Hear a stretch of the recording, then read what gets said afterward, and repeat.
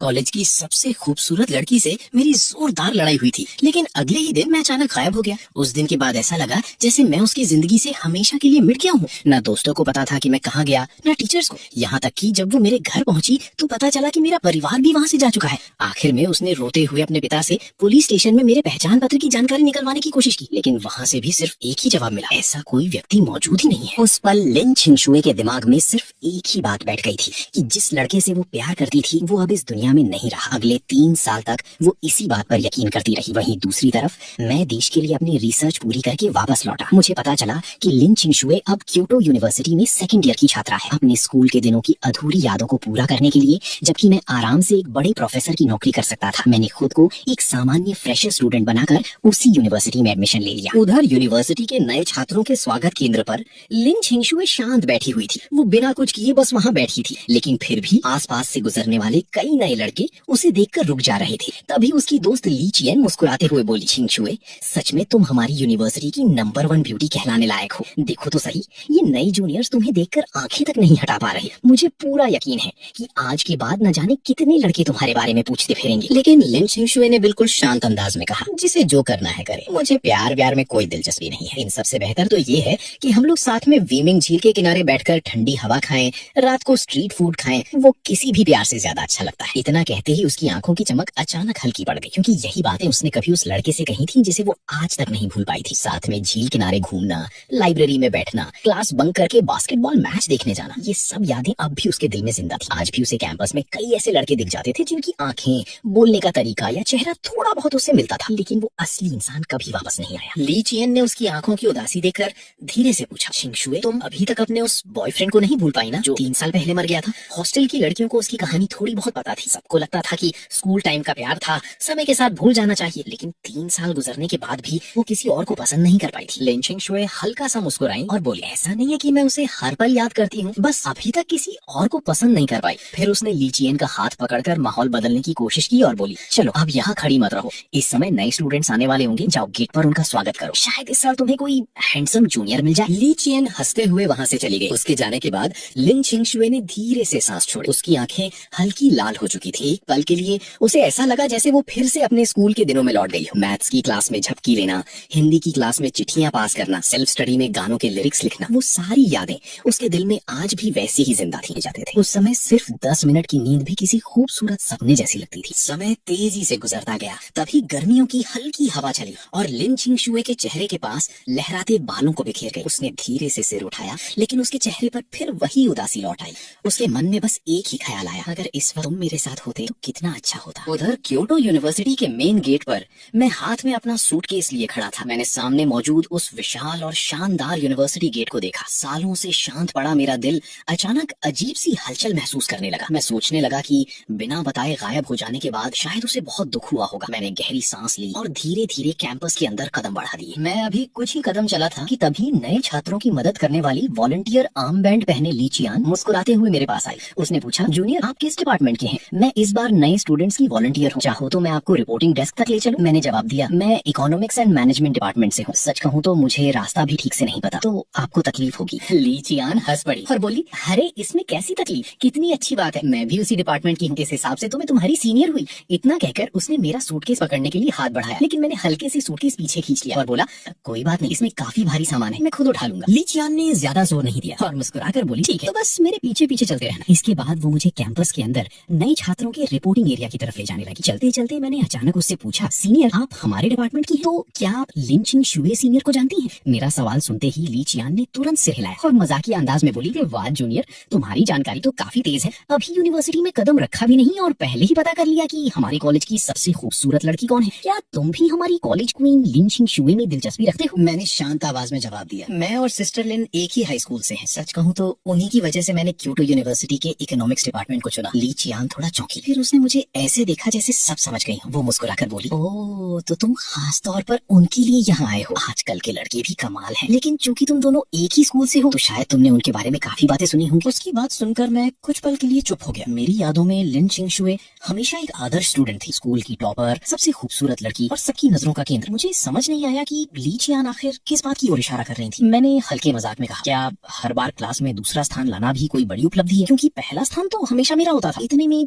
मेरी जेब में रखा फोन अचानक बज उठा। मैंने ली चियान की तरफ माफी भरी नजरों से देखा और कहा, सॉरी सीनियर, मुझे एक कॉल उठानी है। इतना कहकर मैंने फोन रिसीव किया। फोन के दूसरी तरफ से आवाज आई, प्रोफेसर लू, मैं शियाओ यू बोल रहा हूँ। ये प्रोफेसर लू क्योटो यूनिवर्सिटी के इलेक्ट्रॉनिक इंफॉर्मेशन कॉलेज के रिसर्च टीम थे। उम्र ज्यादा नहीं थी, लेकिन माइक्रो इलेक्ट्रॉनिक्स और ऑप्टिकल टेक्नोलॉजी के क्षेत्र में देश के बड़े विशेषज्ञों में गिने जाते थे। पिछले 3 सालों में रिसर्च बेस पर काम करते हुए मैंने अपने ज्ञान और क्षमता से देश के कई बड़े वैज्ञानिकों और प्रोफेसरों को प्रभावित किया था। इसी वजह से मेरी पहचान और संपर्क भी काफी बढ़ चुके थे। फोन पर प्रोफेसर लू की हंसती हुई आवाज सुनाई दी, चीफ इंजीनियर चू, सच में माफ करना, असल योजना तो ये थी कि मैं खुद यूनिवर्सिटी गेट पर आकर तुम्हारा स्वागत करता, लेकिन ऊपर से अचानक एक जरूरी प्रोजेक्ट आ गया, इसलिए मुझे तुरंत वहाँ जाना पड़ा। फिलहाल मैं बीजिंग में नहीं हूँ। मैंने शांत स्वर में कहा, कोई बात नहीं प्रोफेसर, देश के प्रोजेक्ट ज्यादा जरूरी है। वैसे भी मैं अभी एडमिशन की प्रक्रिया पूरी कर रहा हूँ। प्रोफेसर लू ने फोन पर कहा, लेकिन मैं अब भी समझ नहीं पा रहा हूँ, तुम्हारी रिसर्च क्षमता तो पीएचडी छात्रों से भी कहीं ऊपर है, फिर अचानक तुम्हें दोबारा यूनिवर्सिटी में पढ़ने का ख्याल कैसे आ गया? फिर उन्होंने हंसते हुए कहा, चीफ इंजीनियर चू, मैं वही पुरानी बात फिर कह रहा हूँ, जिस दिन तुम तैयार हो जाओ मैं तुरंत ऊपर रिपोर्ट भेज दूंगा और तुम्हें क्योटो यूनिवर्सिटी का ऑनररी प्रोफेसर बनवा दूंगा। अगर तुम चाहो तो तुम्हारे लिए अलग से एक स्पेशल कोर्स तक शुरू किया जा सकता है, जहाँ तुम खुद पढ़ाओगे। उन्होंने आगे कहा, मैं गारंटी देता हूँ कि हमारी यूनिवर्सिटी तुम्हें पड़ोस वाली हुआचिंग यूनिवर्सिटी से भी बेहतर सुविधाएं देगी। रिसर्च बेस में बिताए गए उन सालों में मैं कई यूनिवर्सिटी डीन की नजरों में किसी खजाने से कम नहीं था, लेकिन उस वक्त मेरा पूरा ध्यान सिर्फ लिथोग्राफी टेक्नोलॉजी में सफलता हासिल करने पर था। इसीलिए किसी ने मुझे पढ़ाने या प्रोफेसर बनाने की बात आगे नहीं बढ़ाई। अब रिसर्च खत्म हो चुकी थी और मेरी उपलब्धियों को देखते हुए कम से कम साइंस एकेडमी के सदस्य का दर्जा मिलना तय माना जा रहा था। इतनी कम उम्र में ऐसा मुकाम हासिल करना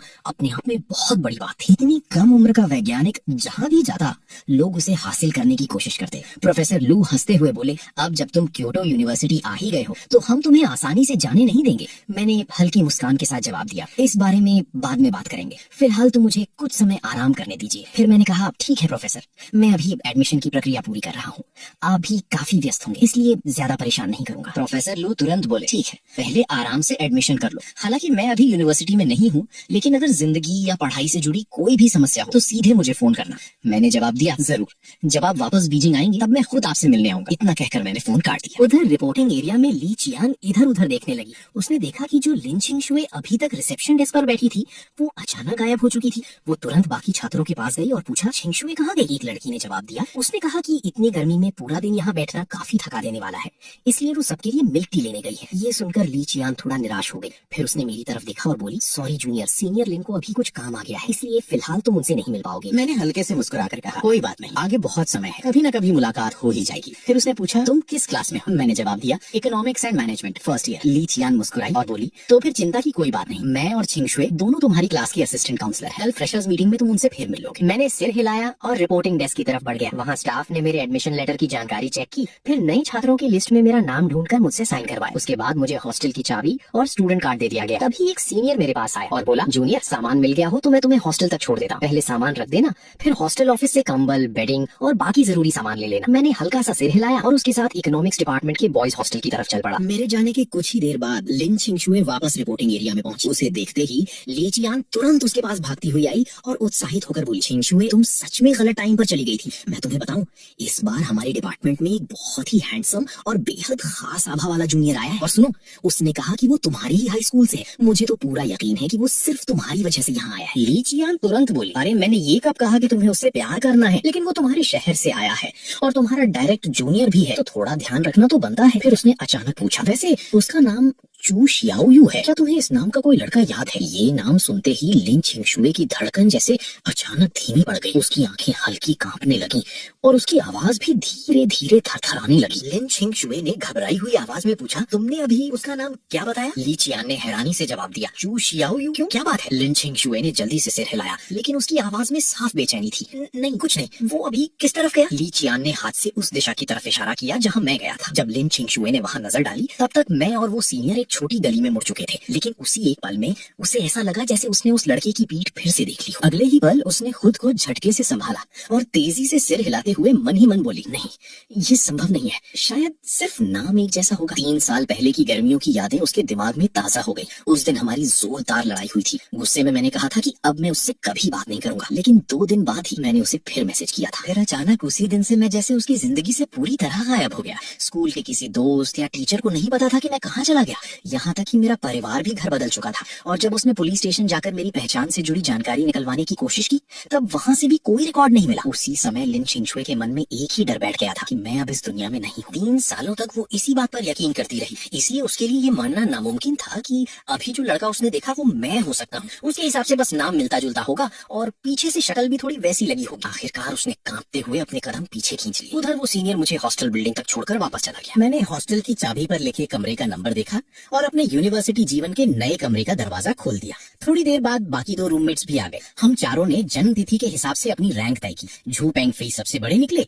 इसलिए वो बड़े भाई बने। झांग मिनयांग दूसरे नंबर पर, मैं तीसरे नंबर पर और वांग लेई सबसे छोटा निकला। कुछ ही देर में माहौल काफी दोस्ताना हो गया। सब अलग अलग शहरों से आए थे, लेकिन जल्दी ही घुलने मिलने लगे। मैंने मुस्कुराकर कहा, भाइयों आज रात डिनर मेरी तरफ से कैसा रहेगा? झू पेंगफेई ने तुरंत हाथ हिलाकर मना किया। अरे नहीं, ट्रीट वीट की जरूरत नहीं, सब मिलकर बराबर पैसे डाल देंगे, लेकिन यहाँ के आसपास की जगहें तुम्हें ज्यादा पता होंगी, इसलिए जगह तुम ही तय कर देना। मैं और वांग लेई दोनों मुस्कुरा दिए। तभी वांग ले के फोन में अचानक नोटिफिकेशन की आवाज आई। उसने तुरंत फोन देखा और उत्साह से बोला, अरे दोस्तों, तुम लोग क्लास ग्रुप में आए क्या? उसने फोन दिखाते हुए कहा, काउंसलर ने नया ग्रुप बनाया है, उसमें मैसेज आया है कि इस साल हमारी क्लास की असिस्टेंट काउंसलर लिंग छिंगशुए होंगी। तुम लोग जानते हो ना वो कौन है? झू पेंगफेई सबसे पहले उछल पड़ा। क्या सच में लिंग छिंगशुए हमारी असिस्टेंट काउंसलर? मैंने हल्के से भौं उठाई। पहले ही मुझे लोगों से पता चला था कि लिन छिंगशुए क्योटो यूनिवर्सिटी में काफी लोकप्रिय है, लेकिन इतनी ज्यादा लोकप्रिय होगी इसका अंदाजा नहीं था। ग्रुप का मैसेज पढ़ने के बाद झांग मिनयांग ने लंबी सांस ली और बोला, अफसोस की बात है कि हमारी यूनिवर्सिटी की नंबर 1 ब्यूटी अब तक अपने 3 साल पहले मर चुके बॉयफ्रेंड को नहीं भूल पाई है। नहीं तो सिर्फ इस वजह से कि वो हमारी असिस्टेंट काउंसलर है, मैं तो जरूर उसे पटाने की कोशिश करता। उसकी बात सुनकर मेरे दिल में हलचल सी हुई। मैंने तुरंत सिर उठाकर पूछा, 3 साल पहले वाला बॉयफ्रेंड? क्या लिन छिंगशुए ने पहले कभी किसी को डेट किया था? झांग मिनयांग तुरंत उत्साहित होकर बोला, अरे भाई, ये तो पूरी यूनिवर्सिटी में मशहूर बात है। सुना है उसका बॉयफ्रेंड हाई स्कूल में उसका क्लासमेट था, लेकिन बाद में किसी हादसे में उसकी मौत हो गई। वो अफसोस भरे अंदाज में बोला, अगर सिर्फ ब्रेकअप हुआ होता तो बात अलग थी, लेकिन जब इंसान ही मर जाए तब उसे भूलना बहुत मुश्किल होता है। मुझे तो लगता है कि लिन छिंगशुए जिंदगी भर अपने उस पहले प्यार को नहीं भुला पाएगी। उसकी बात सुनकर मैं पूरी तरह सन रह गया। हाई स्कूल का क्लासमेट? क्या वो मैं ही था? मुझे याद आया कि हाई स्कूल में लिन छिंगशुए के साथ उसी डेस्क पर तो मैं बैठता था, लेकिन मैं उसका बॉयफ्रेंड कब बन गया? मैं मानता था कि उस वक्त मेरे मन में उसके लिए कुछ खास एहसास जरूर थे, लेकिन इससे पहले कि मैं कुछ कह पाता, मुझे रिसर्च प्रोजेक्ट के लिए ले जाया गया और मैं अचानक सबकी जिंदगी से गायब हो गया। इन 3 सालों में आखिर क्या क्या हुआ था? मैं अब और इंतजार नहीं कर सकता था, मुझे हर हाल में सच जानना था। अचानक मैं अपनी कुर्सी से तेजी से खड़ा हो गया, जिससे बाकी तीनों रूममेट्स चौंक कर मेरी तरफ देखने लगे। झू पेंगफेई ने पूछा, अरे तीसरे भाई, अचानक कहाँ जाने की तैयारी है? मैंने तुरंत बहाना बनाया। अचानक याद आया कि कुछ जरूरी सामान खरीदना बाकी है, इसलिए कैंपस के पास वाले सुपरमार्केट तक जा रहा हूँ। मैं भला उन्हें ये कैसे बताता कि जिस 3 साल पहले मर चुके बॉयफ्रेंड की वो बातें कर रही थी, वो मैं खुद हूँ। इतने में वांग लेई बोला, वैसे सही कहा, स्कूल से मिला सामान भी पूरा नहीं है, मुझे भी कुछ चीजें खरीदनी है। झांग मिनयांग तुरंत बोला, तो फिर साथ चलते हैं। और इस तरह हम सब एक साथ हॉस्टल से बाहर निकल पड़े। जल्दी जल्दी फ्रेश होकर आराम किया। तभी झांग मिनयांग ने हम लोगों की तरफ देखते हुए कहा, भाइयों अब तो सही टाइम हो गया है, क्यों ना स्कूल के बाहर घूमने चलते हैं और साथ में कुछ नाइट स्नैक्स भी खा लेते हैं। सबने तुरंत हामी भर दी। फिर वो बोला, बस मुझे 2 मिनट दो, पहले बाल सेट कर लो। यहाँ यूनिवर्सिटी में खूबसूरत लड़कियों की कोई कमी नहीं है, अगर स्मार्ट लगोगे तो शायद कोई लड़की खुद ही इंप्रेस हो जाए। ये सुनते ही झू पेंगफेई उत्साहित होकर बोला, अरे भाई, ये बात पहले क्यों नहीं बताई? मैं तो अभी कपड़े बदल कर आता हूँ। वहीं वांग लेई भी जल्दी से बोला, भाई मुझे हेयर स्टाइल बनानी नहीं आती, जरा मेरे बाल भी सेट कर देना। उनकी बातें सुनकर मैं बस मुस्कुरा दिया। शायद यही असली कॉलेज लाइफ और जवानी की फीलिंग थी। मैंने मोबाइल की ब्लैक स्क्रीन में अपना चेहरा देखा और मन ही मन सोचा, ठीक है, मैं तो वैसे भी काफी हैंडसम हूँ। उधर लड़कियों के हॉस्टल में ली छेन हंसते हुए लिन छिंगशुए के पास आई और बोली, छिंगशुए, आज रात क्या खाने का प्लान है? लिन छिंगशुए ने शांत स्वर में कहा, चलो कैंटीन चलते हैं। पहली मंजिल वाली कैंटीन में नया फूजू और ब्रेस्ट पोर्क काफी अच्छा है, लेकिन ली छेन तुरंत मुंह बनाकर बोली, अरे इतनी जल्दी वापस कैंटीन? पूरा दिन काम किया है, चलो नॉर्थ गेट चलते हैं, वहाँ घूम भी लेंगे और कुछ अच्छा भी खा लेंगे, साथ में फल भी खरीद लाएंगे। ली छेन ने उसे घूरते हुए कहा, मुझे लगता है तुम असल में नई जूनियर्स देखने जाना चाहती हो। फिर उसने बाकी रूममेट्स की तरफ देखा और पूछा, तुम लोग चलोगी? दोनों लड़कियों ने तुरंत हामी भर दी। ली छेन हल्का मुस्कुराई और बोले, सच में पूरे समर वेकेशन के बाद हम सब साथ में कहीं नहीं गए, चलो फिर आज घूमने चलते हैं। कुछ ही देर बाद हमारा रूम 319 हॉस्टल से निकल पड़ा और सीधे यूनिवर्सिटी के नॉर्थ गेट वाली मशहूर फूड स्ट्रीट की तरफ बढ़ गया। उसी समय लिन छिंगशुए और उसकी सहेलियां भी लड़कियों के हॉस्टल से निकलकर उसी फूड स्ट्रीट की ओर जा रही थी। रास्ते में झांग मिनयांग दोनों हाथ जेब में डालकर बोला, भाइयों ये जगह हमारी यूनिवर्सिटी की सबसे फेमस स्नैक स्ट्रीट है। यहाँ की बारबेक्यू शॉप्स तो कमाल की हैं। बताओ किस दुकान पर चलना है? झू पेंगफेई और वांग ली दोनों ने मेरी तरफ देखा। मैंने आसपास नजर घुमाई और सबसे पास वाली बारबेक्यू शॉप की तरफ इशारा कर दिया।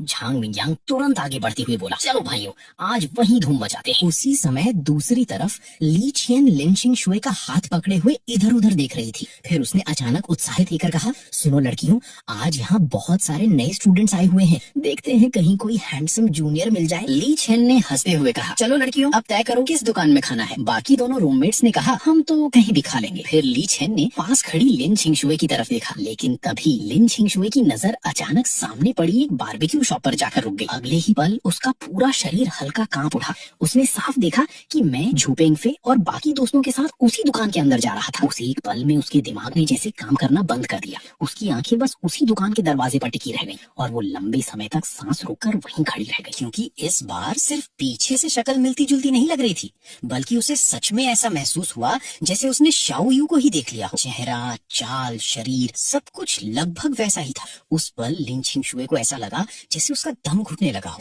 तभी ली चियन ने उसका हाथ हिलाते हुए पूछा, शिंगशुए क्या हुआ, कहाँ खो गई? तब जाकर वो होश में आई और धीरे से बोली, चलो बारबेक्यू ही खाते हैं। गर्मियों में बारबेक्यू और ठंडी ड्रिंक का मजा ही अलग होता है। बाकी लड़कियों को भी कोई दिक्कत नहीं थी। इसके बाद लिन शिंगशुए लड़कियों को लेकर धीरे धीरे उसी बारबेक्यू शॉप की तरफ बढ़ने लगी जिसमें मैं गया था। लेकिन जितना वो आगे बढ़ रही थी उसका दिल उतनी ही तेजी से धड़क रहा था। उसके मन में बार बार एक ही सवाल घूम रहा था, क्या इस दुनिया में सच में दो लोग इतने एक जैसे हो सकते हैं? या फिर 3 साल से जो दिल पूरी तरह सूना पड़ चुका था, उस रात अचानक उसमें फिर से उम्मीद जागने लगी। चाहे ये सिर्फ एक वहम हो या उसकी बेकार की उम्मीद, लेकिन वो उस लड़की को करीब से देखना चाहती थी जो उसकी खोई हुई शाओ यू जैसा दिखता था। उधर दूसरी तरफ हम लोग दुकान के अंदर पहुंच चुके थे। झांग मिंगयांग ने एक प्राइवेट रूम पकड़ लिया और हम सब वहां जाकर बैठ गए। मैंने मेन्यू उठाकर थोड़ा देखा और फिर दोस्तों से कहा, तुम लोग ऑर्डर कर लो, मैं पहले वॉशरूम होकर आता हूँ। उसी समय लिन शिंगशुए और उसकी सहेलियां भी दुकान के अंदर आ गई। उन्होंने एक कोने वाली टेबल पकड़ ली। लिन शिंगशुए ने मेन्यू उनकी तरफ बढ़ाते हुए कहा, तुम लोग खाना ऑर्डर करो, मुझे लगता है मैंने यहाँ किसी जान पहचान वाले को देखा है, मैं जरा मिलकर आती हूँ। ली चियन तुरंत शरारती मुस्कान के साथ बोली, ओहो कहीं कोई हैंडसम लड़का तो नहीं? लिन शिंगशुए ने हल्की झुंझलाहट में कहा, चुप रहो और खाना ऑर्डर करो। इतना कहकर वो खड़ी हो गई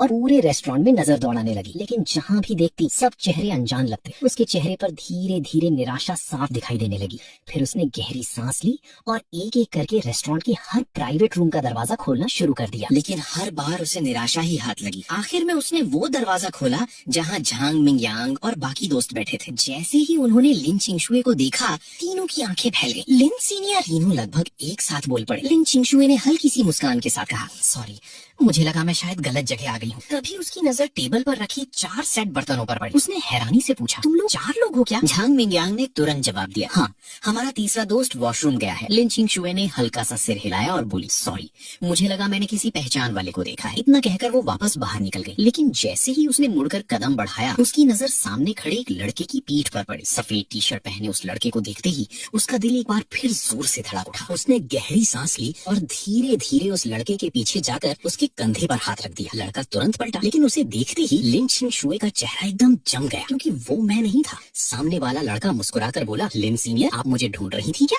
लिन शिंगशुए तुरंत घबरा गई और जल्दी जल्दी बोली, सॉरी, मैंने आपको किसी और समझ लिया। बार बार माफी मांगने के बाद वो मायूस होकर वापस अपनी सहेलियों के पास लौट आई। शिंगशुए जब वापस अपनी टेबल पर लौटी तो उसकी हालत बिल्कुल बदली हुई थी। ली चियन ने तुरंत पूछा, क्या हुआ, तुम इतनी खोई खोई क्यों लग रही हो? लेकिन लिन शिंगशुए ने बस हल्की मुस्कान दी और बोली, कुछ नहीं, आज इस सेमेस्टर में पहली बार हम सब साथ बाहर खाने आए हैं, तो पहले मैं ड्रिंक पी थी। इतना कहकर उसने अपने गिलास में ठंडी ड्रिंक भर ली और एक ही सांस में पूरा गिलास खत्म कर दिया। उधर मैं वॉशरूम से वापस लौट रहा था। मैंने बाहर हॉल की तरफ ज्यादा ध्यान नहीं दिया और सीधे हमारे प्राइवेट रूम में चला गया। टेबल पर अब तक कई बोतलें ठंडी ड्रिंक की रखी जा चुकी थी। मुझे देखते ही झू पेंगफेई, वांग लेई और झांग मिंगयांग हंसने लगे। अरे भाई, तू तो बहुत देर लगा आया, हम सब तेरा इंतजार कर रहे थे। चल आज के लिए चीयर्स। आखिर हम सब अलग अलग जगहों से आकर यहाँ मिले हैं। मैं भी बिना ज्यादा बोले बैठ गया और सामने रखा ग्लास उठा लिया। करीब आधे घंटे बाद माहौल काफी खुल चुका था। सब लोग मजाक मस्ती कर रहे थे। तभी झांग मिंगयांग अचानक बोला, भाइयों, लिन शिंगशुए शुए भी इसी रेस्टोरेंट में खाना खा रही है, क्या बोलते हो? चलकर उसे भी एक ड्रिंक ऑफर करें, आखिर वो हमारी असिस्टेंट काउंसलर है। मैंने तुरंत पूछा, क्या वो अभी यहाँ आई थी? झांग में यांग बोला, हाँ, जब तुम वॉशरूम गया था तब शायद गलती से हमारे कमरे में आ गई थी। अभी भी वो अपनी दोस्तों के साथ बाहर बैठी ड्रिंक पी रही है। वांग ले भी हंसते हुए बोला, सच कहूँ तो हमारी यूनिवर्सिटी की नंबर 1 ब्यूटी ड्रिंक भी कमाल की पीती है। लेकिन ये सुनते ही मेरे चेहरे का भाव बदल गया,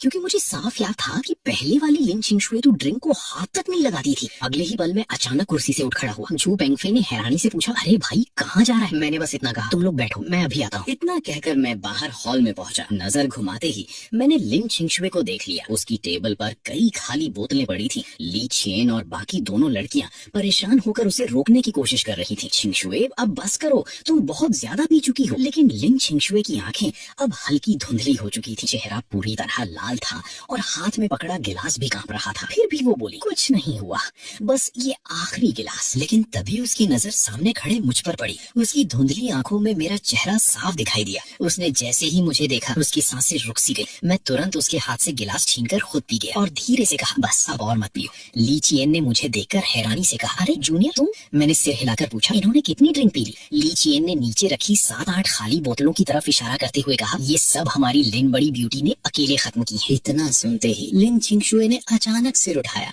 उसकी आंखें लाल हो चुकी थी और अगले ही पल उनमें से आंसू बहने लगे। वो कांपती आवाज में बोली, मैंने ज्यादा नहीं पी। शाओयू, क्या सच में तुम हो? तुम आखिर वापस आ गए। इतना कहते ही उसने मुझे कस कर पकड़ लिया। उसकी आवाज भर्रा गई। मैं वादा करती हूँ अब कभी तुमसे झगड़ा नहीं करूंगी, बस इस बार फिर से अचानक गायब मत होना प्लीज। मैं कुछ पल चुप रहा, फिर धीरे से उसके कांपते कंधे पर हाथ फेरते हुए ली चियन की तरफ देखा और पूछा, आप लोगों का हॉस्टल कहाँ है? मैं इन्हें छोड़ देता हूँ। ली चियन पहले तो थोड़ा चौंकी, फिर जल्दी से बोली, ठीक है, वैसे भी हम लोग इसे संभाल नहीं पा रहे थे। इसके बाद मैंने धीरे से लिन चिंगशुए की कमर पकड़ी और उसे प्रिंसेस कैरी में अपनी बाहों में उठा लिया। फिर शांत कदमों से उसे लेकर रेस्टोरेंट से बाहर निकल गया। उधर रेस्टोरेंट के प्राइवेट रूम में बैठे झू पेंगफे और बाकी दोस्त भी शोर सुनकर बाहर झांकने लगे। लेकिन जैसे ही उन्होंने मुझे लिन चिंगशुए को अपनी बाहों में उठाकर बाहर ले जाते देखा, तीनों वहीं के वहीं जम गए। कुछ देर पहले तक तो वो लोग सोच रहे थे कि जाकर उसे एक ड्रिंक ऑफर करें या नहीं, लेकिन यहाँ तो मामला ही उल्टा हो गया था। मैं सीधे यूनिवर्सिटी की नंबर 1 ब्यूटी को गोद में उठाकर ले जा रहा था। सिर्फ मेरे दोस्त ही नहीं, लिन चिंगशुए की बाकी दोनों रूममेट्स भी पूरी तरह हैरान थी, क्योंकि यूनिवर्सिटी में आए 1 साल हो चुका था और इस दौरान न जाने कितने लड़कों ने लिन चिंगशुए को प्रपोज किया था। कोई अमीर घर का लड़का था तो कोई बाहर का सफल बिजनेसमैन, लेकिन उसने हर किसी को ठुकरा दिया था। यहाँ तक कि कॉलेज के लड़कों में भी उसने कभी किसी में दिलचस्पी नहीं दिखाई। लेकिन अब वही लड़की एक नई जूनियर से इस तरह लिपटी हुई थी जैसे उसे छोड़ना ही नहीं चाहती हो। ली चियन भी इस पूरे सीन को देखकर हैरान थी। उसके मन में तरह तरह के सवाल घूमने लगे, क्योंकि जितना वो जानती थी लिन चिंगशुए की जिंदगी में सिर्फ एक ही लड़का था, उसका वो पहला प्यार जो 3 साल पहले अचानक गायब हो गया था और जिसे सब लोग मरा हुआ मानते थे। ये सोचते ही ली चियन के पूरे शरीर में सिहरन दौड़ गई। उसने मन ही मन सोचा, कहीं ये वही लड़का तो नहीं। लेकिन फिलहाल उसके पास सोचने का वक्त नहीं था। वो जल्दी से कैश काउंटर पर गई, बिल पे किया और बाकी लड़कियों को लेकर हमारे पीछे बाहर निकल गई। रेस्टोरेंट के बाहर यूनिवर्सिटी के बहुत से स्टूडेंट्स घूम रहे थे। जैसे ही मैं लिन चिंगशुए को गोद में उठाकर बाहर निकला, हर किसी की नजर हमारी तरफ मुड़ गई। कई लड़कियां उत्साह से चीख पड़ी, देखो देखो कितना रोमांटिक प्रिंसेस कैरी है, बिल्कुल किसी ड्रामा जैसा लग रहा है। कुछ लड़कियां मुझे देखकर फुसफुसाने लगी, ये लड़का कितना हैंडसम है और इसकी हाइट देखो, काश उसकी जगह मैं होती। लेकिन तभी कुछ लड़कों ने ध्यान से देखा कि मेरी बाहों में जो लड़की है वो कोई और नहीं बल्कि यूनिवर्सिटी की सबसे मशहूर सीनियर लिन चिंगशुए थी। अगले ही पल वहाँ शोर मच गया, अरे यार वो तो लिन चिंगशुए है। एक लड़का तो जलते हुए चिल्ला पड़ा, भाई मेरी देवी को नीचे उतार, उसकी जगह मुझे उठा ले। इसी बीच लिन चिंगशुए ने धीरे धीरे अपनी धुंधली आंखें खोली। उसने बहुत करीब से मेरा चेहरा देखा और अगले ही पल दोनों हाथ मेरे गले के चारों तरफ डाल दिए। वो पूरी तरह मुझसे लिपट गई, जैसे कोई गिलहरी पेड़ से चिपक जाती है। उसकी गर्म सांसें मेरे चेहरे से टकरा रही थी। फिर उसने बेहद धीमी और कांपती आवाज में कहा, शाओयू, क्या सच में तुम हो? तुम आखिर वापस आ गए। प्लीज इस बार फिर कभी मुझे छोड़कर मत जाना। मैं वादा करती हूँ कभी तुमसे लड़ाई नहीं करूंगी। मैंने अपनी बाहों में सोई हुई लिन चिंगशुए की तरफ देखा। उसकी आंखें बंद थी, लेकिन चेहरे पर डर और बेचैनी अब भी साफ दिखाई दे रही थी। मेरे दिल में अचानक एक अजीब सी नरमी आ गई। मैंने धीरे से उसके बालों को सहलाते हुए कहा, मैं वादा करता हूँ कभी तुम्हें छोड़कर नहीं जाऊंगा, ठीक है? मेरी बात सुनते ही उसके होठों पर हल्की सी मुस्कान आ गई। बिल्कुल किसी छोटे बच्चे की तरह वो मेरी गर्दन से लिपटते हुए बोली, तो फिर प्रॉमिस करो अब बिना बताए कभी गायब नहीं होगे। मैं मुस्कुराया और बोला, अगर अब हम में से कोई भी बिना बताए गायब हुआ तो वो पक्का कुत्ता होगा। इतना सुनते ही लिन छिंगशुए आखिरकार शांत हो गई। वो चुपचाप मेरी छाती से लगकर सो गई, जैसे उसे आखिरकार वो सुकून मिल गया हो जिसका वो 3 साल से इंतजार कर रही थी। अभी मैं बगल में चल रही ली चियान की तरफ मुड़ा और पूछा, क्या ये ड्रिंक पीने के बाद हमेशा ऐसी हो जाती है? ली चियान तुरंत सिर हिलाते हुए बोली, नहीं नहीं, ऐसा बिल्कुल नहीं है। हम लोग कभी कभी बाहर घूमने जाते हैं तब थोड़ा बहुत पी लेते हैं, लेकिन छिंगशुए हमेशा लिमिट में रहती है। मैंने आज तक उसे कभी नशे में नहीं देखा। उसके साथ चल रही बाकी दोनों लड़कियां भी तुरंत हामी भरने लगी। उनमें से एक ने हंसते हुए कहा, सच बताऊं आज पहली बार हम उसे इस हालत में देख रहे हैं। कॉलेज में इतनी ठंडी और एटीट्यूड वाली लड़की, लेकिन नशे में बिल्कुल बच्चे जैसी हो गई है। मैंने हल्का सा सिर हिलाया, लेकिन तभी मेरी नजर उनके हाथों में पकड़े मोबाइल पर गई। मैंने हैरानी से पूछा, तुम लोग वीडियो बना रही हो क्या? इतना सुनते ही ली चियान थोड़ा झेप गई। उसने हंसते हुए जवाब दिया, अरे नहीं, बस आज की यादें रिकॉर्ड कर रहे हैं। कल जब छिंगशुए उठेगी ना तब उसे दिखाएंगे कि रात में उसने क्या क्या किया। मैं हल्का सा मुस्कुराया और मजाक में बोला, ठीक है, लेकिन मेरा एंगल अच्छा रखना। मेरी बात सुनते ही सब लड़कियां खिलखिला कर हंस पड़ी। लेकिन कुछ कदम आगे बढ़ने के बाद ली चियान अचानक रुक गई। उसने मुझे गौर से देखते हुए पूछा, एक बात बताओ, तुम कहीं वही तो नहीं जिसके बारे में छिंगशुए कहती थी कि वो 3 साल पहले मर चुका है? उसका सवाल सुनते ही मैं कुछ सेकंड तक चुप रहा, फिर धीरे से बोला, अगर कोई गड़बड़ नहीं हुई है तो शायद वो मैं ही हूँ। मेरी बात सुनते ही तीनों लड़कियों के चेहरे पर ऐसा एक्सप्रेशन आ गया जैसे उनके पैरों तले जमीन खिसक गई। उनमें से एक लड़की कुछ कहने ही वाली थी कि मैंने खुद ही बात पूरी कर दी। तुम लोग ये पूछना चाहती हो ना कि अगर मैं जिंदा हूँ तो फिर छिंगशुए क्यों मानती रही कि मैं मर चुका हूँ? मैंने नीचे अपनी बाहों में सोई हुई लिन छिंगशुए की तरफ देखा और धीमी आवाज में कहा, सच कहूँ मैं खुद भी यही जानना चाहता हूँ। कुछ देर बाद हम लड़कियों के हॉस्टल के सामने पहुंच गए। मैंने बहुत संभाल कर लिन छिंगशुए को अपनी बाहों से नीचे उतारा,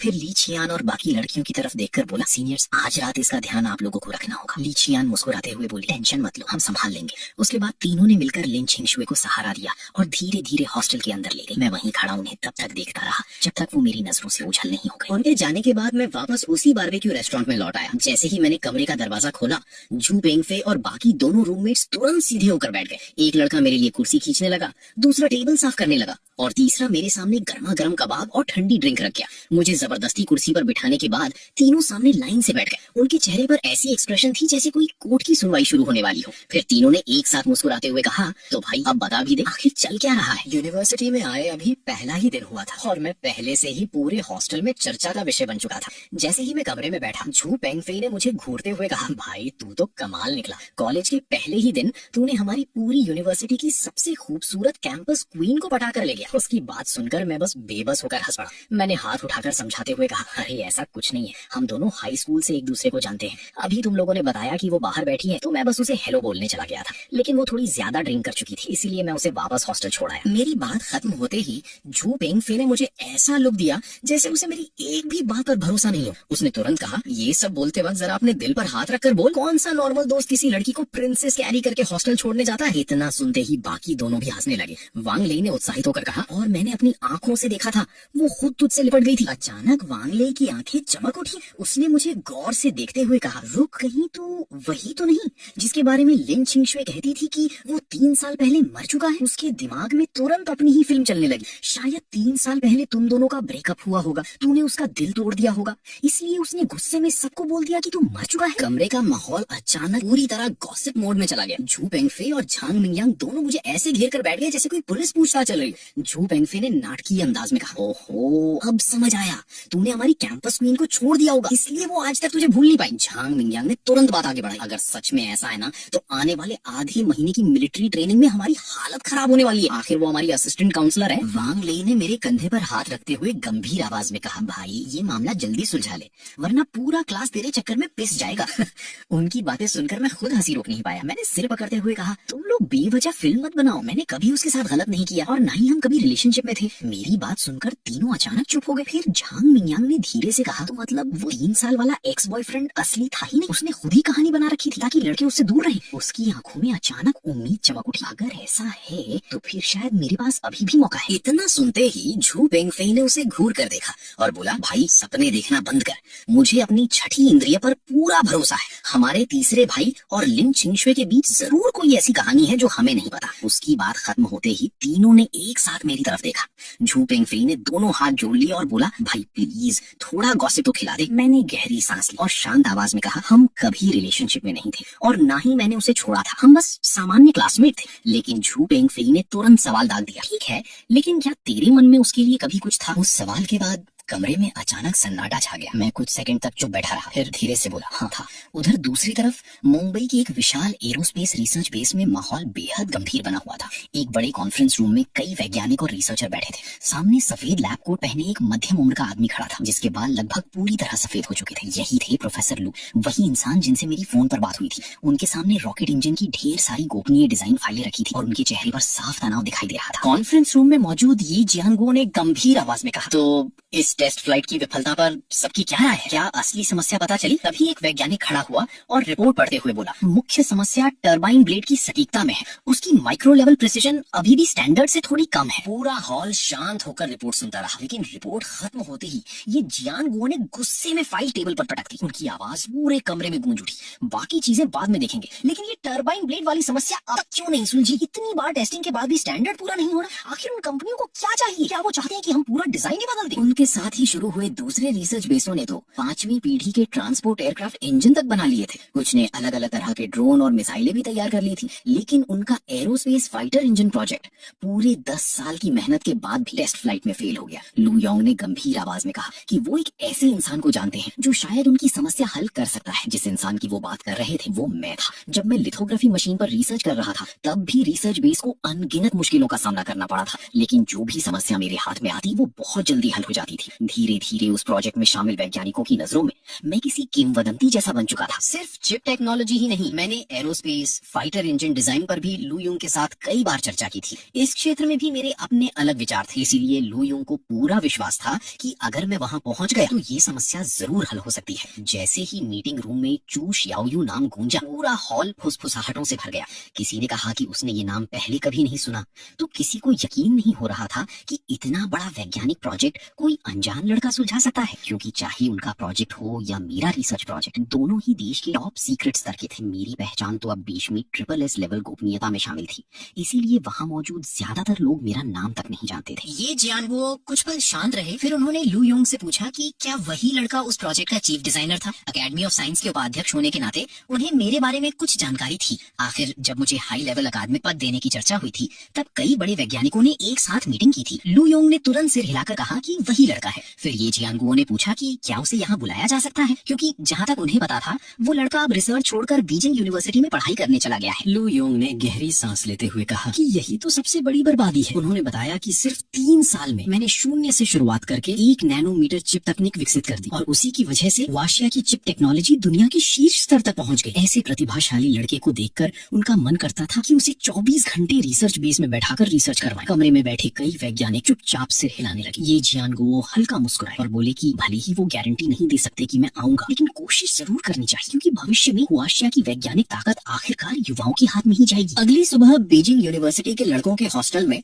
मैं अपने कपड़े बैग में रखते हुए फोन पर बात कर रहा था। फोन के दूसरी तरफ लू योंग थे। मैंने उनसे कहा कि मैं सबसे पहली फ्लाइट पकड़कर आ जाऊंगा और आज रात तक पहुंच जाऊंगा। फोन काटने के बाद ऊपर वाले बेड से जू पेंगफेई नींद में सिर खुजलाते हुए नीचे झांका और पूछा कि मैं सुबह सुबह सामान पैक क्यों कर रहा हूँ। मैंने शांत आवाज में जवाब दिया कि घर पर थोड़ा काम है और कुछ दिनों के लिए जाना पड़ेगा। लेकिन असलियत ये थी कि मुझे अभी अभी लू योंग का फोन आया था और उन्होंने मुझे 7वीं पीढ़ी के aerospace fighter engine design research में शामिल होने के लिए बुलाया था। ये काम वैसे तो मेरे बिना भी हो सकता था, लेकिन मैं अच्छी तरह जानता था कि जिस दिन मैंने रिसर्च की दुनिया में कदम रखा उसी दिन से मैं सिर्फ खुद का नहीं रहा। कुछ महीने पहले रिसर्च बेस में मैंने जो शपथ लिखी थी उसकी हर लाइन आज भी मेरे मन में गूंज रही थी। मैं विज्ञान और तकनीक की ताकत से देश की सेवा करने के लिए अपना जीवन समर्पित करता हूँ। कुछ काम ऐसे होते हैं जिन्हें किसी न किसी को करना ही पड़ता है। मेरी बात सुनते ही झू पेंगफेई पूरी तरह जाग गया और हैरानी से बोला, क्या तुम मिलिट्री ट्रेनिंग में हिस्सा नहीं लेगा? मैंने शांत स्वर में जवाब दिया, मैं पहले ही यूनिवर्सिटी से बात कर चुका हूँ। वो आधा समझा आधा नहीं, फिर बोला, अच्छा लेकिन तू जाएगा कितने दिनों के लिए? मैं कपड़े समेटते हुए बोला, अगर काम जल्दी खत्म हुआ तो 1 हफ्ता, वरना शायद तुम्हारी ट्रेनिंग खत्म होने तक लौट आऊंगा। वैसे मैं सिर्फ सलाह देने जा रहा हूँ, मुख्य रिसर्च में शामिल नहीं होना है। ज्यादा से ज्यादा 2 हफ्ते लगेंगे। झू पेंगफेई अचानक हंस पड़ा। सच बता, तू ये सब सिर्फ ट्रेनिंग से बचने के लिए तो नहीं कर रहा? फिर उसने शरारती मुस्कान के साथ पूछा, लेकिन अचानक ऐसे जा रहा है? क्या तूने लिन छिंगशुई को बताया? उसका सवाल सुनते ही मेरे हाथ रुक गए। उधर लड़कियों के हॉस्टल में में सुबह की हल्की धूप खिड़की से कमरे के फर्श पर फैल रही थी। लिन छिंगशुए ने सिर पकड़ते हुए धीरे से आंखें खोली। उसका सिर अभी भी थोड़ा भारी था। वो आलस से खिंचाव लेते हुए बोली, छोटी कियान अभी कितने बजे हैं? ली कियान हंसते हुए बोली, सिर्फ 7 बजे हैं, अभी तो काफी समय है। लिन छिंगशुए तुरंत बिस्तर से नीचे उतरी और आंखें मलते हुए बोली, अब सोने का मन नहीं है, लेकिन मुझे ऐसा क्यों लग रहा है कि कल रात मैं किसी को गले लगा रही थी। ली कियान जोर से हंस पड़ी। मुझे लगा था तुम्हें कुछ याद नहीं होगा। उसने तुरंत अपना फोन निकाला और बोली, बड़ी बहन तुम्हारी याददाश्त वापस दिलाती है। लिन छिंगशुए ने माथा पकड़ लिया। तूने वीडियो भी रिकॉर्ड कर लिया? मैं सच में तुझसे हार गई। ली कियान ने फोन उसके हाथ में देते हुए कहा, पहले ये देख, जिसने तुम्हें गोद में उठाकर वापस लाया था उसे पहचानती हो? फोन हाथ में लेते ही लिन छिंगशुए की सांसें रुक गई। वीडियो में साफ दिख रहा था कि मैं उसे अपनी बाहों में उठाकर वापस यूनिवर्सिटी ला रहा था। कल रात तुम नशे में थी, तभी वो अचानक आ गया, फिर तुम सीधे उसके गले लग गई और उसके बाद वही तुम्हें उठाकर वापस हॉस्टल तक लाया। फिर ली कियान ने उत्सुकता से पूछा, छिंगशुए क्या वही तुम्हारा वो बॉयफ्रेंड है जिसे तुम 3 साल से मरा हुआ मानती थी? लेकिन लिन छिंगशुए के पास जवाब देने का भी समय नहीं था। वो जल्दी जल्दी कपड़े बदलकर कमरे से बाहर भागी। पीछे से ली कियान चिल्लाई, अरे रुको तो सही, इतनी जल्दी में कहाँ भाग रही हो? तुम्हें उसका हॉस्टल पता भी है? पिछले 3 एपिसोड में आपने देखा, 3 साल पहले मैं अचानक बिना कोई निशान छोड़े गायब हो गया था, जिसके बाद सबने यही मान लिया कि मैं अब इस दुनिया में नहीं रहा। लेकिन 3 साल बाद मैं फिर से क्योटो यूनिवर्सिटी लौट आया, जहाँ मेरी मुलाकात दोबारा लिन छिंगशुए से हुई। इसके बाद मुझे फिर से देश के लिए एक जरूरी ट्रेनिंग पर जाना पड़ा। लेकिन जब मैं एयरपोर्ट पर था तभी मेरी मशहूर स्टार लेले और उसके फैंस के साथ बहस हो गई, जिसके बाद इंटरनेट पर हर कोई मुझे निशाना बनाने लगा। वहीं दूसरी तरफ मेरी असली पहचान और जानकारी को छुपाने के लिए गवर्नमेंट की खास टीम लगातार सब कुछ कंट्रोल करने की कोशिश कर रही थी। उधर राष्ट्रीय सुरक्षा विभाग में लियू चांगचिंग ने गुस्से में मेज पर रखी फाइल सीधे संस्कृति विभाग के अधिकारी के सामने फेंक दी। सिर्फ 10 मिनट के अंदर ही ट्रेंडिंग लिस्ट से पूरा मामला हटा दिया गया। इंटरनेट पर शियाओ यू से जुड़ी हर जानकारी गायब हो चुकी थी। ये देखकर लेले घबरा गया। ये क्या हो रहा है? उसका असिस्टेंट तुरंत उस सोशल मीडिया प्लेटफॉर्म के एक बड़े अधिकारी को फोन मिलाने लगा। जैसे ही कॉल कनेक्ट हुई, सामने वाला गुस्से से चिल्लाया, मैं तुम्हें पहले ही बता रहा हूँ, इस बार बहुत बड़ा हादसा हो गया है। पुराने रिश्ते की वजह से तुम्हें एक सलाह दे रहा हूँ, या तो अभी भाग जाओ या फिर बाद में सच सच कबूल कर लेना, क्योंकि तुम्हारे लेले की वजह से हमारी हालत बर्बाद हो चुकी है। इसी समय संस्कृति विकास विभाग के प्रमुख ने सीधे लेले की एजेंसी कंपनी में फोन लगाया और गरजते हुए कहा, मैं तुम्हें जानकारी देने के लिए फोन कर रहा हूँ। तुम्हारी कंपनी के सभी कलाकारों के आने वाले ड्रामा और फिल्म प्रोजेक्ट तुरंत बंद किए जाते हैं। आपसे कोई भी प्रोजेक्ट मेरे पास मंजूरी के लिए मत भेजना। अगर मैंने पास कर दिया तो अपना सरनेम बदल दूंगा, और जो कलाकार इंटरनेट पर लेले के समर्थन में बोले हैं उन सबको भी इंडस्ट्री से बैन किया जाएगा, खासकर लेले। हालांकि उसकी चिंता करने की जरूरत नहीं है, उसका करियर पूरी तरह खत्म हो चुका है। और आज रात 9 बजे तक अपनी कंपनी के बड़े अधिकारियों को लेकर संस्कृति विभाग पहुंचो। मैं तुम सबको चाय पिलाना चाहता हूँ। कंपनी का मालिक वहीं सन्न रह गया। तभी उसकी सेक्रेटरी घबराई हुई अंदर भागती आई। सर, बहुत बड़ी मुसीबत हो गई। टैक्स विभाग के लोग आए हैं। वे कंपनी के सारे फाइनेंस रिकॉर्ड और टैक्स दस्तावेज जब्त करके ले जा रहे हैं। उधर एयरपोर्ट पर लेले और उसका असिस्टेंट लगातार फोन कॉल्स प्राप्त कर रहे थे। आपका विज्ञापन अनुबंध रद्द किया जाता है, ब्रांड डील खत्म, फ्लाइट वीआईपी चैनल बंद, सभी कॉन्ट्रैक्ट समाप्त। उन्हें अभी तक समझ भी नहीं आया था कि आखिर हुआ क्या है। तभी 4 सादे कपड़ों वाले अधिकारी उनके सामने आकर खड़े हो गए। उन्होंने पहचान पत्र दिखाते हुए ठंडे स्वर में कहा, बड़े स्टार साहब, आने वाले दिनों के लिए शुभकामनाएं। ली छिन तुरंत गुस्से से उछला, लेकिन जैसे ही उसने हरकत की, 2 अधिकारियों ने उसे तुरंत दबोच लिया। इसी समय क्योटो यूनिवर्सिटी के गर्ल्स हॉस्टल में ली छिन उत्साह से चिल्लाई, छिंगशुए जल्दी देखो, सरकार तक इस मामले में उतर आई है। तुम्हारे शियाओ यू की किस्मत तो कमाल की निकली। लिन छिंगशुए ने राहत की सांस लेते हुए सिर हिलाया, लेकिन फिर तुरंत नकली गुस्से वाला चेहरा बनाकर बोली, मैं फिर से साफ साफ कह रही हूँ, मेरा और शियाओ यू का अब सच में कोई रिश्ता नहीं है। लेकिन अगले ही पल उसके हाथ में पकड़ा फोन बज उठा। स्क्रीन देखते ही उसका चेहरा तनाव से भर गया। उसने तुरंत सबको चुप रहने का इशारा किया। चुप रहो, शियाओ यू का फोन है। ये सुनते ही ली छिन शरारती मुस्कान के साथ बोली, अभी तो कह रही थी कोई रिश्ता नहीं है, और अब उसका फोन आते ही इतनी घबरा गई। दूर हटो तुम। गहरी सांस लेने के बाद लिन छिंगशुए ने आखिरकार मेरा फोन उठा लिया। लिन छिंगशुए ने जानबूझकर अपनी आवाज सामान्य रखते हुए पूछा, शियाओ यू क्या हुआ, कोई काम था? मैं हल्का मुस्कुराया, मैं अब फ्लाइट में बैठने वाला हूँ, इसलिए सोचा तुम्हें बता दूं। लिन छिंगशुए ने धीरे से सिर हिलाया, लेकिन अगले ही पल होंठ सिकोड़कर बोली, हम दोनों का कोई रिश्ता थोड़ी है। तुम फ्लाइट में बैठो या कहीं भी जाओ, उससे मुझे क्या मतलब? इसके लिए फोन करने की क्या जरूरत थी? इतना कहने के बाद भी वो खुद को रोक नहीं पाई और तुरंत पूछ बैठी, वैसे इंटरनेट वाली बात तुमने देखी? वो लेले तो गिरफ्तार हो गया और तुम्हारे बारे में जो भी खबरें थी सब गायब हो चुकी हैं। इस बार तुम्हारी किस्मत सच में बहुत अच्छी निकली। लगता है सरकार एंटरटेनमेंट इंडस्ट्री की सफाई कर रही थी, इसीलिए तुम बच गए। मैं हंस पड़ा।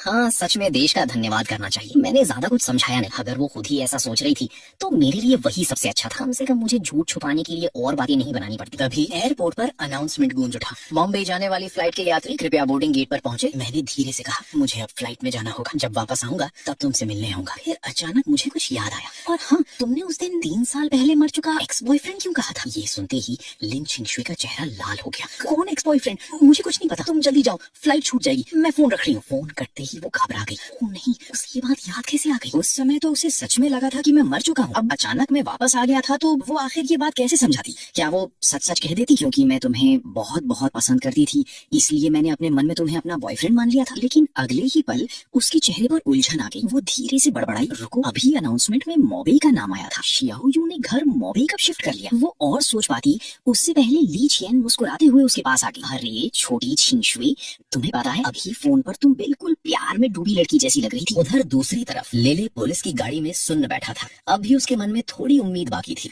उसने बगल में बैठे अधिकारी को खुशामदी लहजे में कहा, भाई साहब क्या आप मेरा फोन दे सकते हैं? मैं बस 2 कॉल करना चाहता हूँ। अधिकारी ने सिर हिलाया। फोन देना नियम के खिलाफ है, लेकिन बाहर क्या चल रहा है ये दिखा सकता हूँ। इतना कहकर उसने अपना मोबाइल निकाल लिया। लेकिन जैसे ही लेले ने स्क्रीन देखी, अगले ही पल अधिकारी जोर से गाली दे बैठा। अरे बूढ़े वाह, गाड़ी रोको, मुझे आगे बैठना है। ये लड़का तो इस बार पूरी तरह डूब चुका है। उधर लड़कियों के हॉस्टल में लिन छिंगशुई फिर से मुझे याद करने लगी। वो कॉल हिस्ट्री को घूरते हुए दांत पीस कर बड़बड़ाई, शियाओ यू वापस गया और फिर एक मैसेज तक नहीं किया, न बताया घर पहुंचा या नहीं। तभी ली चियन शरारती मुस्कान के साथ उसके सामने आ खड़ी हुई। छिंगशुई, अगर तुम्हारे मन में अभी भी उसके लिए फीलिंग्स हैं तो खुद ही उसे मैसेज कर दो ना। लिन छिंगशुई तुरंत अकड़ गई। बिल्कुल नहीं, मैं इतनी खूबसूरत हूँ, उसके अलावा क्या मुझे कोई और नहीं मिलेगा? मैं क्यों पहले मैसेज करूँ? दूसरी तरफ मैं स्पेसक्राफ्ट इंजन को जल्द से जल्द पूरा करने के लिए दिन रात रिसर्च में डूब चुका था। रात की 11 बजे मैं ये जियांगुओ के कमरे में पहुंचा और हाथ में पकड़ी यूएसबी उन्हें थमा दी। ये अकादमिक प्रमुख ये स्पेस इंजन के बारे में मेरे कुछ डिजाइन और रिसर्च ड्राइंग्स हैं। उन्होंने कुछ देर तक फाइलें देखी, लेकिन जितना ज्यादा देखते गए उनका चेहरा उतना गंभीर होता गया, क्योंकि उन दस्तावेजों में हर चीज बेहद विस्तार से लिखी हुई थी। तभी अचानक मेरा फोन बज उठा। मैं थोड़ा शर्मिंदा होकर बोला, सॉरी। ये अकादमिक प्रमुख वे तुरंत हंस पड़े। कोई बात नहीं,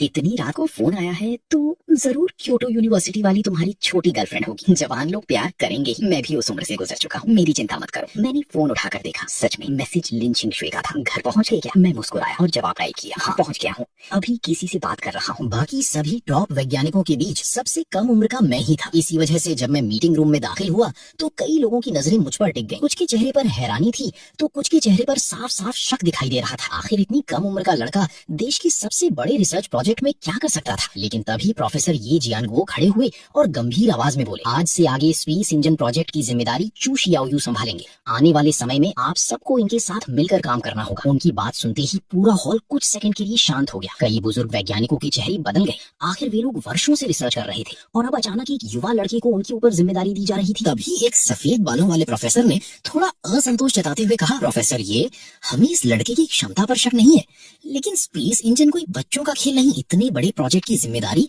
क्या ये सच में संभाल पाएगा? मैंने उनकी तरफ देखा, फिर बिना घबराए शांत आवाज में कहा, अगर मैं ये जिम्मेदारी नहीं संभाल सकता तो शायद इस वक्त पूरे देश में कोई और भी इसे पूरा नहीं कर पाएगा। मेरी बात सुनते ही कमरे का माहौल अचानक भारी हो गया। कुछ लोगों को मेरी बात घमंडी लगी, जबकि कुछ लोग चुपचाप मुझे देखने लगे। तभी मैंने अपने बैग से कुछ दस्तावेज निकाले और स्क्रीन पर प्रोजेक्शन चालू किया। अगले ही पल इंजन की नई डिजाइन, ऊर्जा गणना और भविष्य के मॉडल सबके सामने दिखाई देने लगे। जैसे जैसे वे लोग उन डेटा को देखते गए उनके चेहरों का भाव बदलता गया। पहले जो लोग शक कर रहे थे अब उनकी आंखों में अविश्वास था।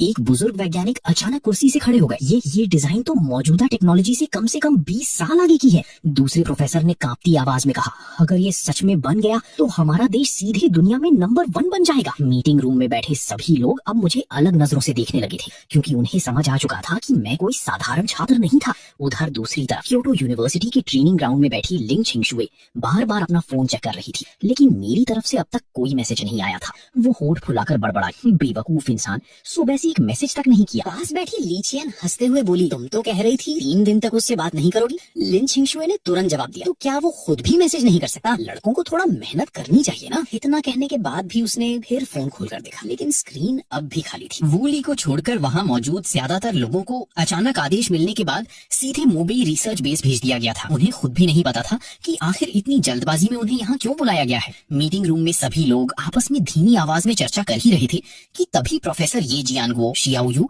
और वूली के साथ अंदर आए। मुझे देखते ही कई लोग हैरान रह गए। आखिर रिसर्च बेस में काम करने वाले वैज्ञानिकों की उम्र कम से कम 30 साल तो होती ही थी, जबकि कुछ बुजुर्ग वैज्ञानिक तो 70-80 साल के करीब थे। इसके बाद सभी का एक छोटा सा परिचय कराया गया। ये मीटिंग लगभग 6 घंटे तक चली और रात की 2 बजे के बाद जाकर खत्म हुई। इस दौरान मैंने खास तौर पर कर्वेचर ड्राइव डिवाइस के सिद्धांत को विस्तार से समझाया और बीच बीच में कई वैज्ञानिकों और प्रोफेसरों के सवालों के जवाब भी दिए।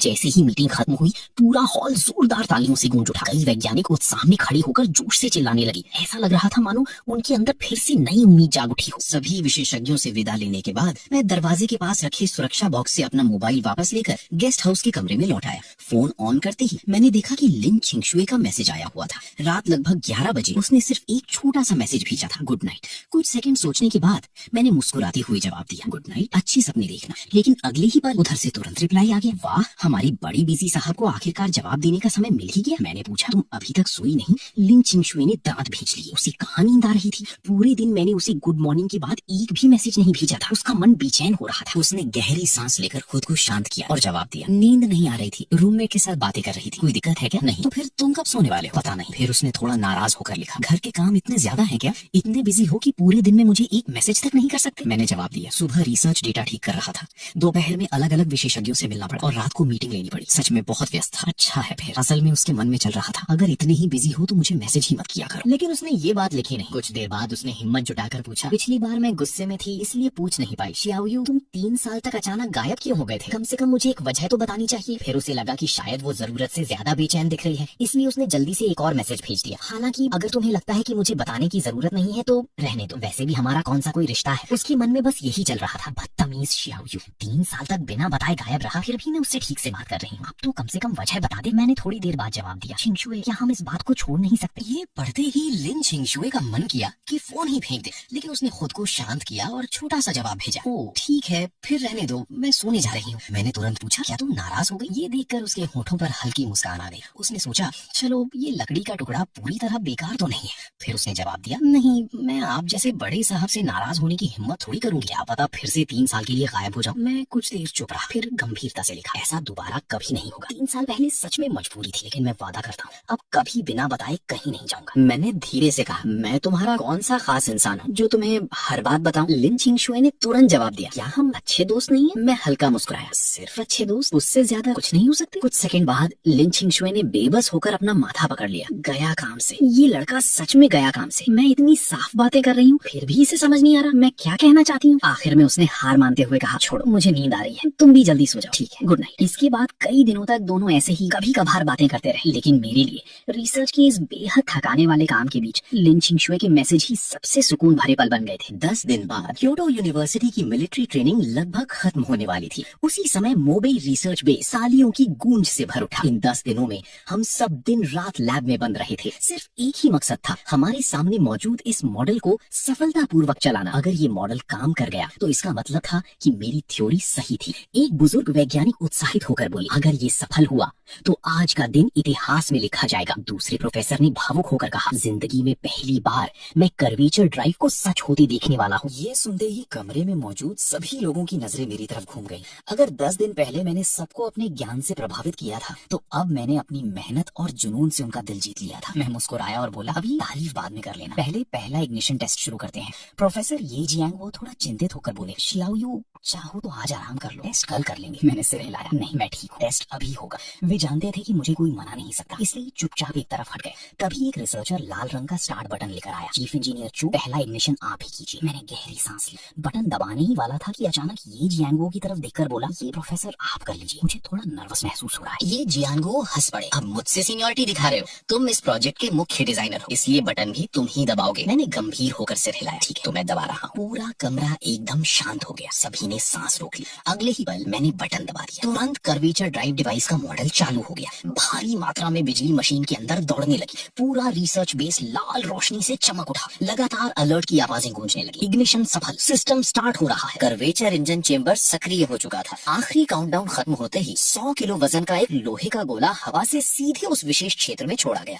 जो गोला सामान्य रूप से सीधा नीचे गिरना चाहिए था, वो जैसे ही उस कर्वेचर फील्ड में दाखिल हुआ, अचानक आगे की तरफ तेजी से उड़ गया और करीब 100 मीटर दूर लगे विशाल लोहे के दरवाजे से जोरदार टक्कर खा गया। ये दृश्य देखते ही सबकी रुकी हुई सांसें आखिरकार सामान्य हुई और पूरे रिसर्च बेस में खुशी की लहर दौड़ गई।